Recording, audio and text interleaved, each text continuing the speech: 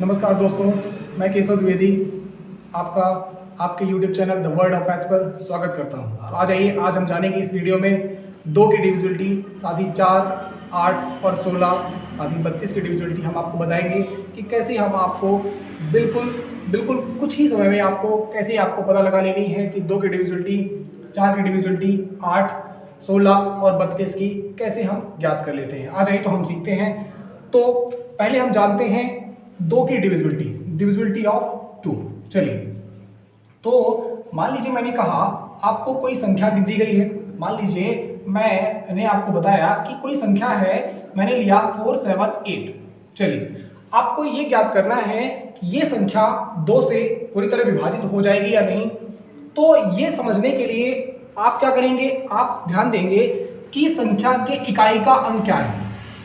समझ रहे इस बात को? मैं ध्यान दीजिएगा इस बात को कि आपको ये देखना है कि संख्या के इकाई का अंक क्या है। यदि संख्या के इकाई का अंक 0 हो, 2 हो, 4 हो, 6 हो या 8 हो, यदि संख्या के अंकों का इकाई का अंक 0 हो, 2 हो, 4, 6 या 8 हो, तो संख्या आपकी पूरी तरह से 2 से विभाजित हो जाएगी। मैंने आपको कहा कि यदि आपको ये ज्ञात करना है कि पूरी संख्या 2 से विभाजित होगी या नहीं, तो इस बात को समझने के लिए सिर्फ आपको इस बात पर ध्यान देना है कि दी गई जो आपको संख्या है उसके इकाई का अंक क्या है। यदि इकाई का अंक 0, 2, 4, 6 या 8 होता है तो आपकी संख्या पूरी तरह से 2 से विभाजित हो जाएगी। चलिए, तो मैं उम्मीद करता हूं कि आपको ये छोटी सी बात समझ में आई होगी। तो ध्यान दीजिएगा, मैंने कहा आपसे कि 5, 4, 3, 2 और ये 0, ये आपकी एक संख्या है। आपको ये पता लगाना है कि ये संख्या 2 से पूरी तरह विभाजित होगी या नहीं। तो ये पता लगाने के लिए आप देखेंगे कि संख्या के इकाई का अंक क्या है।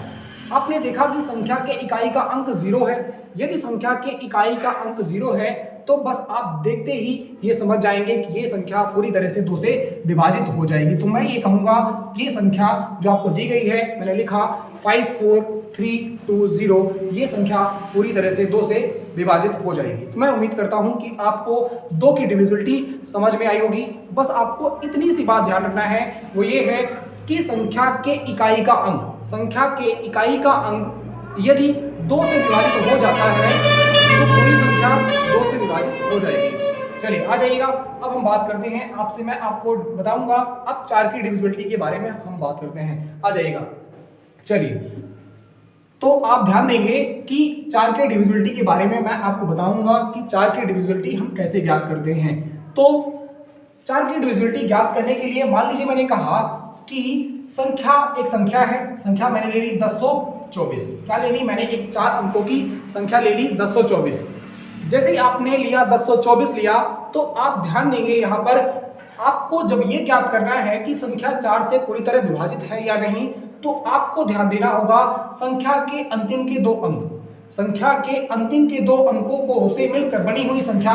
तो आपने देखा ये पूरी संख्या है 1024, संख्या के अंतिम के 2 अंक हैं 24, 2 और 4, जिनसे मिलकर एक संख्या बनेगी आपकी 24।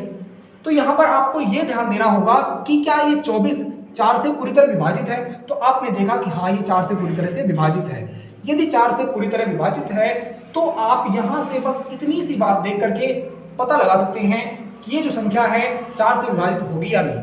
आपको करना क्या है, आपको ये बात ध्यान देनी है कि संख्या के अंतिम 2 अंकों, संख्या के अंतिम 2 अंकों से मिलकर बनी हुई संख्या में यदि 4 से पूरी तरह भाग चला जाता है तो आप कहेंगे कि संख्या पूरी तरह से 4 से विभाजित हो जाएगी। चलिए, तो मैंने आपको ये बात भी क्लियर करवा दी। अब आपके बहुत सारे एग्जांपल्स हैं जो मैं आपको बताऊंगा आगे। चलिए, तो पहले हम जान लेते हैं कि 8 की डिविजिबिलिटी क्या होती है। मैंने 2 की बताया, आपको 4 की बता दी। अब मैं बात करता हूँ 8 की डिविजिबिलिटी के बारे में। फिर मैं आपको बहुत ही छोटा सा तरीका बताऊंगा जिसके माध्यम से आपको सारी डिविजिबिलिटी आपको आसानी से याद हो जाएगी। आ जाइए, तो डिविजिबिलिटी ऑफ 8। तो अब हम क्या करेंगे, अब हम 8 के बारे में जानेंगे। तो 8 के बारे में जानेंगे तो उसके लिए मैंने कहा कि एक कोई संख्या है, जो संख्या मैंने ले ली, मैंने लिया 1824। क्या ले लिया मैंने? 1824। अब संख्या चाहे वो 4 अंकों की हो, वो 5 अंकों की हो या वो 6 अंकों की हो, संख्या कितनी भी बड़ी हो, हमें सिर्फ ये ध्यान देना है जब हम 8 की डिविजिबिलिटी ज्ञात करेंगे तो हमें संख्या के अंतिम तीन अंक कौन कौन से हैं? 8, 2 और 4। इनसे मिलकर जो आपकी संख्या बनेगी वो बनेगी 824। यदि 824 में 8 से पूरी तरह से भाग चला जाता है तो आप कहेंगे कि ये पूरी संख्या आपकी 8 से विभाजित हो जाएगी। आप कहेंगे कि ये पूरी संख्या आपकी 8 से विभाजित हो जाएगी। तो बहुत सारे एग्जांपल्स मैं आपको करवाऊंगा। तो आ जाइए थोड़ा सा आगे एक बात मैं आपको और बताता हूँ। इसके बाद में आपको ऐसा बहुत ही आसान तरीका बताऊंगा जिसके माध्यम से आपको ये सारी डिविजिबिलिटी आसानी से ज्ञात हो जाएगी। आ जाइए, चलिए एक बात और जान लेते हैं 16 की डिविजिबिलिटी। चलिए देखिएगा 16 के बारे में मैंने यदि आपको कहा कि 16 के लिए क्या करेंगे, तो 16 की जब डिविजिबिलिटी आपको ज्ञात करना होगा तो 16 की डिविजिबिलिटी ज्ञात करने के लिए हम कोई भी संख्या लेंगे। मान लीजिए मैंने एक संख्या ले ली, वो संख्या है आपकी 4373408। ये आपकी एक संख्या है। अब ये संख्या है तो हमें क्या करना होगा? अब इस संख्या में हमें उठाना होगा इन 4 अंकों के, मतलब इस पूरी संख्या के अंतिम 4 अंकों से मिलकर बनी हुई संख्या आपकी है 3408।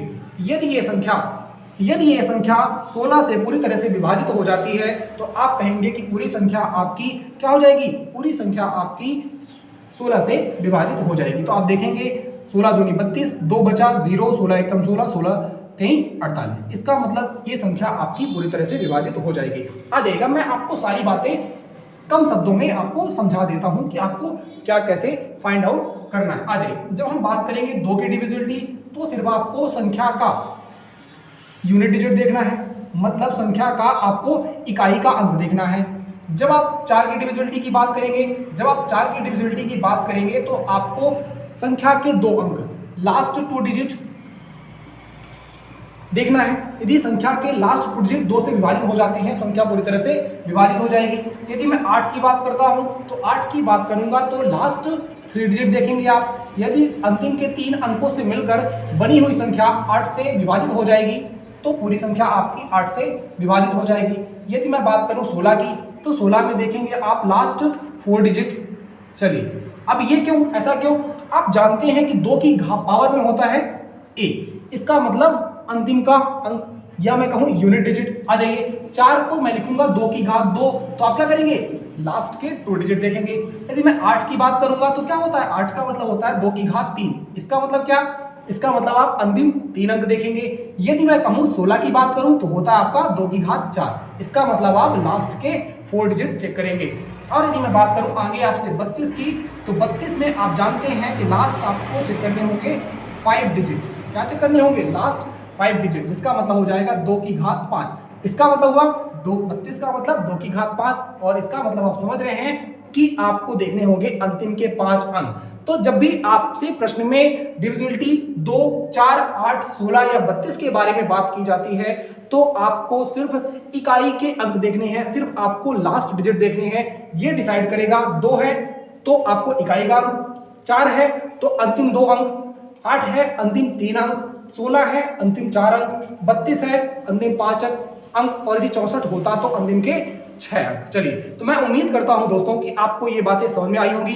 पिछली वीडियो में मैंने आपको बताया था कि 9 की डिविजिबिलिटी कैसे ज्ञात करते हैं, और इस वीडियो में हमने आपको बताया कि 2, 4, 8, 16, 32 और 64 की डिविजिबिलिटी कैसे ज्ञात करते हैं। ये दोस्तों ना सिर्फ आपके प्रश्नों में आपको प्रश्नों को आसान बनाता है, बल्कि आपकी कैलकुलेशन को भी बहुत इजी बनाता है, जो कि हमारे एग्जाम पॉइंट ऑफ व्यू से बहुत जरूरी होती है। यदि आपको ये वीडियो पसंद आया हो तो आप जरूर लाइक करिएगा और सब्सक्राइब करिएगा हमारे YouTube channel the world of math को। तो आज के लिए मैं इतना ही रखता हूँ। Thank you, have a nice day and God bless you to all. Thank you.